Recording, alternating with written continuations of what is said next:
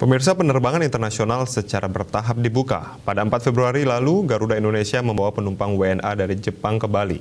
Meski WNA tersebut datang dengan visa bisnis, namun hal ini memberi angin segar bagi pariwisata Bali.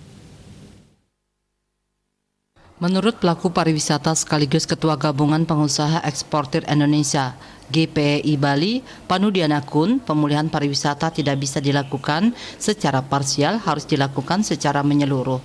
Menurutnya, untuk tahap awal pembukaan, gebrakan penerbangan internasional ini bagus. Seluruh wisatawan dari negara manapun boleh direct untuk Bali dengan karantina 5 hari.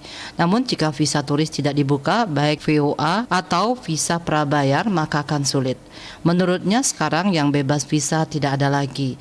Yang ada sekarang bisnis visa, itu pun harganya minimal 5 juta rupiah lebih dan mencarinya sulit. Sedangkan yang datang ke Bali itu kebanyakan pelancong bukan pengusaha. Visa dinas untuk diplomat juga datangnya tidak ke Bali tapi ke Jakarta. PPLN yang datang dengan visa kerja juga sedikit.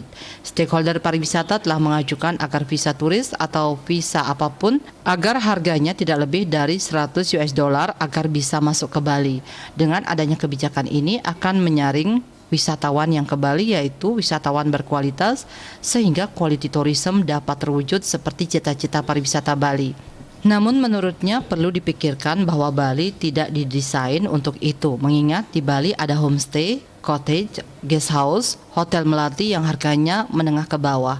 Bali didesain untuk wisatawan campuran, di mana hotel-hotel kecil yang ke bawah itu milik UKM Bali. Yang menuturkan sebelumnya pariwisata Bali belum memiliki master plan.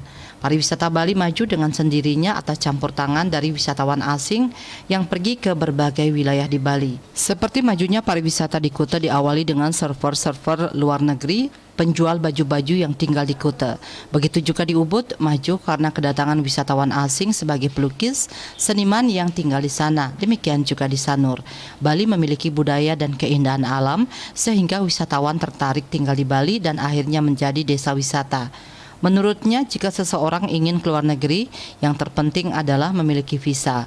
Urusan karantina nomor 2. Jika sudah bebas visa, orang akan berbondong-bondong berangkat ke Bali. Hal ini terjadi pada 2017 sampai 2019 pada beberapa negara tanpa perencanaan.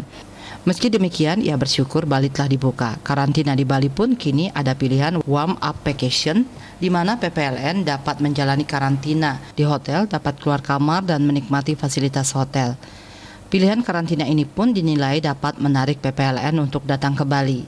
Hanya saja lama tinggal turis dari Asia seperti RRT, Jepang, Korea, India, Singapura, dan Malaysia hanya 4 hari, sehingga warm up vacation yang wajib dijalani selama 5 hari tidak akan relevan dengan karakteristik wisatawan Asia tersebut. Cita Maya, Bali Post melaporkan.